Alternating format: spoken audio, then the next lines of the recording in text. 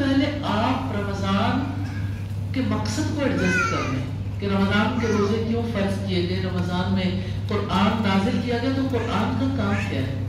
اس بار آپ ضرور ارادہ کر لیں دورہ قرآن کرنے کا۔ آپ کسی بھی جگہ کرنا چاہیں، اس مقام پر کسی اور مقام پر، بڑا خوشائند ہے۔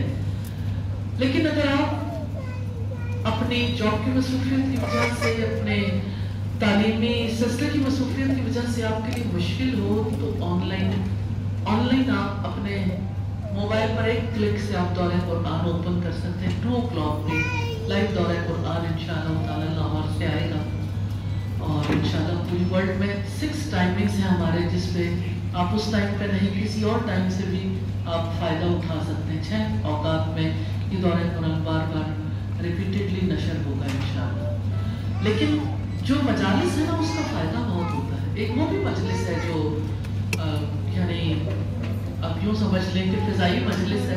بعد سے کسی نے سوال کیا کہ یہ اللہ تعالیٰ نے جو ارشاد فرمایا حبل اللہ کی بات کی ہے، حبل اللہ کیا ہے؟ تو انہوں نے کہا القرآن حبل اللہ المتین، قرآن اللہ تعالیٰ کی مضبوط رسی، تو سب مل کر تھام لو۔ اس کا مطلب یہ کہ انفرادی زندگی نہیں گزارنی۔ ید اللہ علی الجماع، اللہ تعالیٰ کا ہاتھ جماعت پر ہے۔ جو لوگ مل کے نیکی کا حکم دیتے ہیں، برائی سے روکتے ہیں، جو لوگ مل کے ایک مشن کے تحت زندگی بسر کرتے ہیں، جو لوگ مل کے قرآن کے مشن کو لے کر آگے بڑھتے ہیں دنیا بھر تک پہنچانے کے لیے، گھر گھر تک، دنیا بھر تک، تو اللہ تعالیٰ ان پر نظر کرم کرتے ہیں۔ اور پھر یہ وہ لوگ ہیں جن کے بارے میں قرآن حکیم میں آتا ہے وَالْعَصْرِ إِنَّ الْإِنسَانَ لَفِي خُسْرٍ، زمانے کی قسم انسان یقیناً خسارے میں، إِلَّا الَّذِينَ آمَنُوا وَعَمِلُوا الصَّالِحَاتِ، سوائے ان لوگوں کے جو ایمان لائے، جنہوں نے نیک عمل کیے، وَتَوَاصَوْا بِالْحَقِّ وَتَوَاصَوْا بِالصَّبْرِ، انہوں نے ایک دوسرے کو حق اور صبر کی تلقین کی۔ تو حق اور صبر کی تلقین کرنے سے مراد کیا ہے کہ ایک دوسرے کو نیکی کی تلقین کرنا اور نیکی میں جمے رہنے کی تلقین کرنا، برائی سے بچنے کی تلقین کرنا اور برائی چھوڑے رکھنے کی تلقین کرنا۔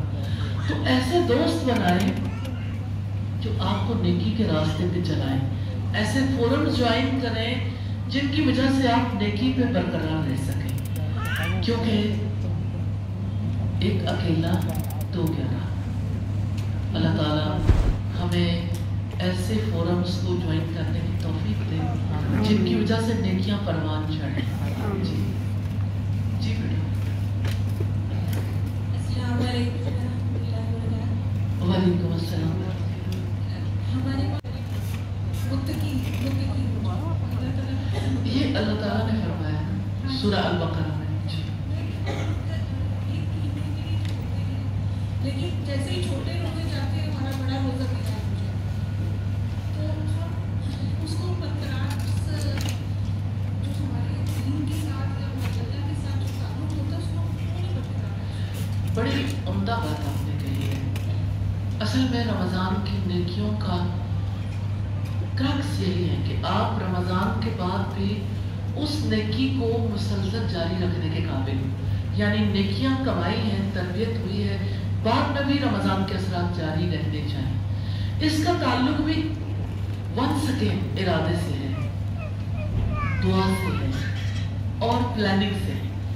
پلاننگ بڑی ضروری ہے کہ آپ رمضان کے بعد کن کاموں کو جاری رکھیں گے، جن کاموں کو آپ نے رمضان میں مشقت سے اچیو کیا ہوگا ارادے سے، انشاءاللہ رمضان کے بعد بھی اسے جاری رکھنے کے قابل ہوں گے۔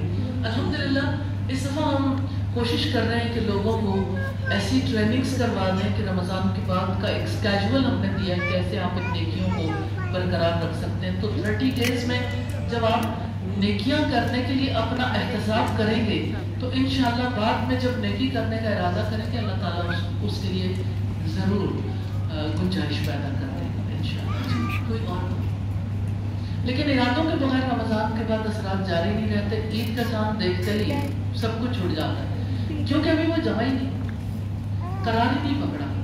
تو رمضان کا مہینہ آنے سے پہلے ان مجالس کا اہتمام بھی اسی سلسلے کی کڑی ہے کہ نیکیاں ہمارے اندر قرار پکڑ جائیں۔ جی جی بیٹا۔ वालेकुम अस्सलाम जी। तो मुझे ये पूछना है कि रमज़ान के लिए तो हम पहले से बहुत प्रिपेयर होते हैं और उस तरह से उसकी प्रैक्टिस कर रहे होते हैं कि हमें उसको अच्छे से वेलकम करना है और उसके लिए हम कहीं ना कहीं एफर्ट भी इंक्लूड कर रहे होते हैं।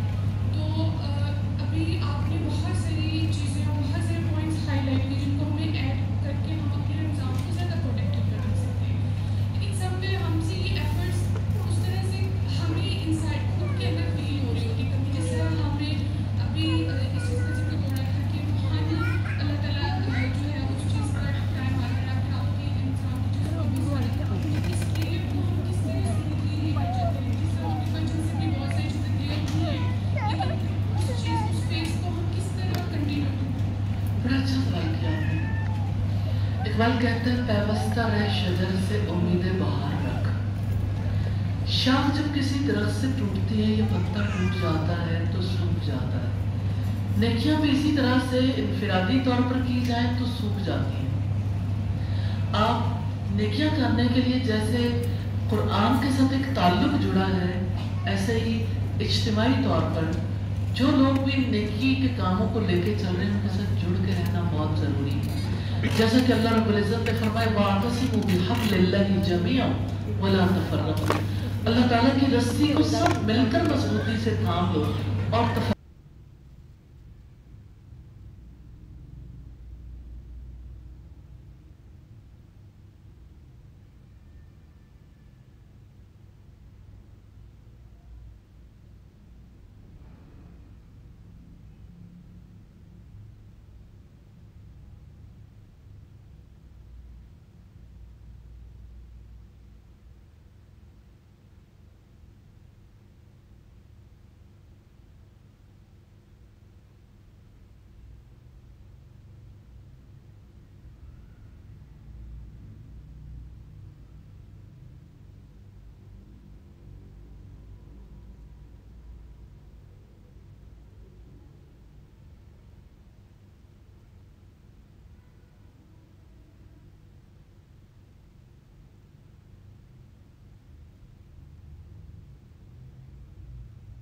जो अजनास की शक्ल में दिया जाता है उसका मकसद बता दूं कि रमज़ान के कामों में अगर कोई कमी रह गई, कहीं कोई ऐसी चीज़ है जहाँ पे हम यानी हमारी तरफ से कोई ख़ता रह गई हो तो ये उसको पूरा करने के लिए घर के हर फर्द की तरफ से देना लाजिम। अल्लाह ताला से दुआ है कि हमें बरकतों वाला रमज़ान नसीब फरमा दे। आप कोई सवाल करना चाहें, कोई बात करना चाहें? जी माइक प्लीज दीजिए।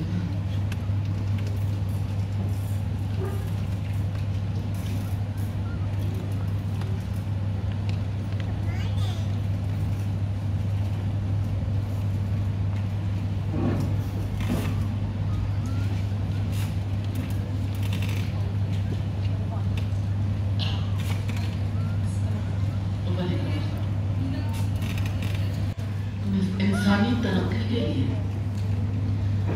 मैं एक और पहलू से भी रोजे की बात आपके सामने रखना चाहती हूँ।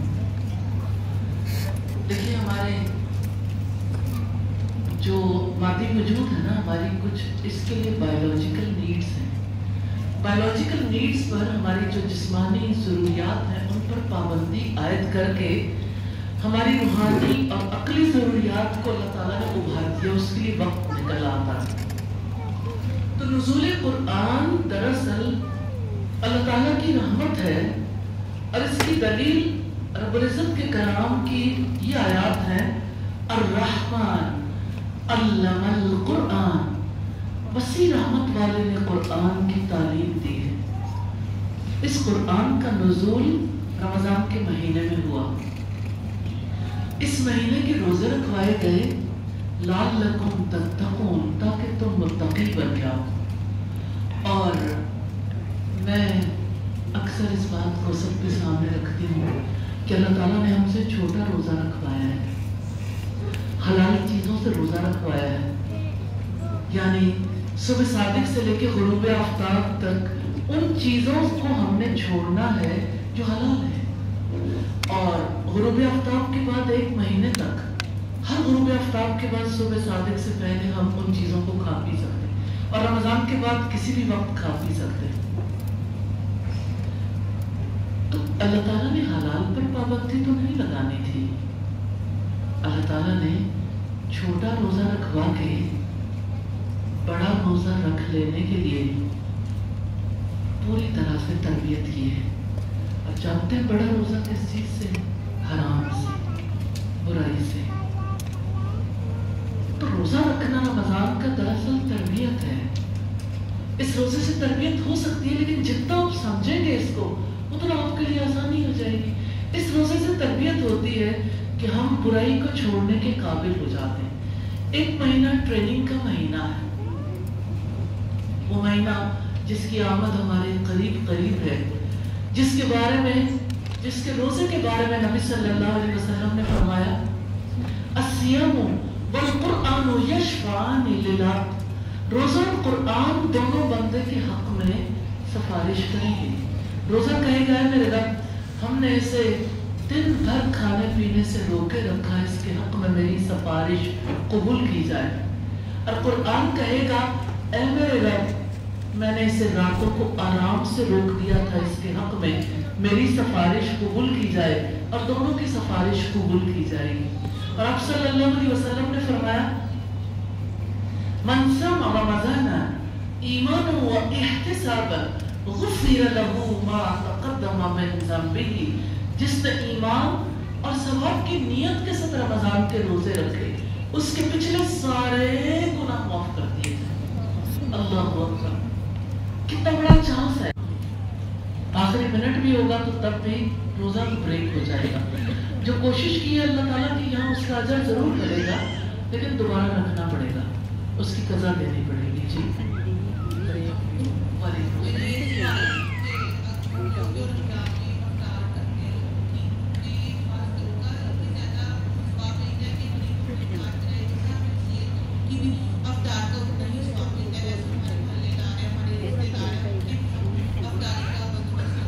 آپ سے سوال کرنا چاہتی ہوں، روزہ صرف غریبوں کا ہوتا ہے یا روزہ صرف فقراء کا ہوتا ہے؟ جس کا روزہ ہے اس کا افطار کرانے کا ثواب، لیکن جس کے پاس نہیں ہے اس تک افطار پہنچانا زیادہ قدر و قیمت والا عمل ہے. اس کا یہ مطلب نہیں ہے کہ رشتہ داروں کو اور باہمی جن کے ساتھ تعلق ہے ان کو بھول جائیں، ان کو بھی کرنا چاہیے لیکن غرباء کو نہیں کرنا چاہیے. جی بیٹا.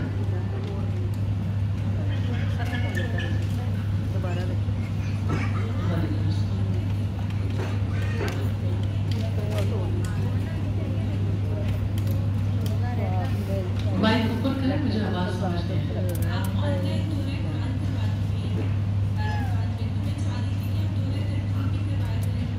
بیٹا ترتیب میرا فیلڈ ہی نہیں ہے. میرا فیلڈ جو ہے وہ تفسیر ہے.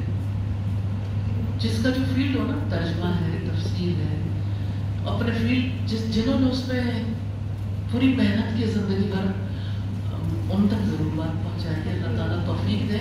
آپ کا جو یعنی پوائنٹ آپ نے اٹھایا یہ بہت عمدہ ہونا چاہیے، کیونکہ اس کا دل پر بہت گہرا اثر ہوتا ہے. لیکن نیچرلی پورا دورہ نہیں ہو سکتا کیونکہ ترتیب کے لیے وقت بہت چاہیے نا. لیکن جتنا حصہ ہو سکے ضرور ہونا چاہیے. ہمارے یہاں جو مجالس منعقد ہوتی ہیں آل اوور دا ورلڈ آخری راتوں میں، ان میں ایسی مجالس بھی ہوتی ہیں جن میں خوبصورت طریقے سے قرآن کو پڑھا جاتا ہے، سنا جاتا ہے. اللہ تعالیٰ ہمیں بھی توفیق دے ایسی کچھ مجالس منعقد کر سکے، لیکن آئیں گے وہی جو اس فیلڈ میں ماہر ہیں. جی وعلیکم السلام.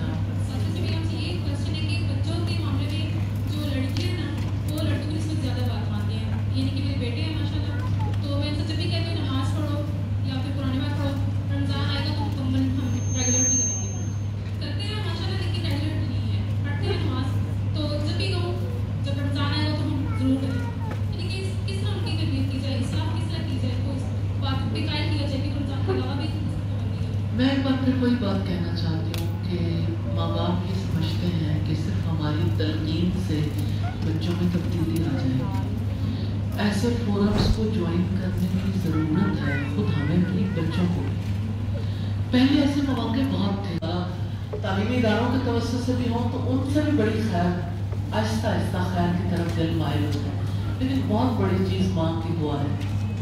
ماں اپنے بچے کے لیے دعا کرے، اللہ تعالیٰ سے اس کی ذات پر یقین رکھتے ہوئے تو اللہ تعالیٰ کی مدد آتی ہے۔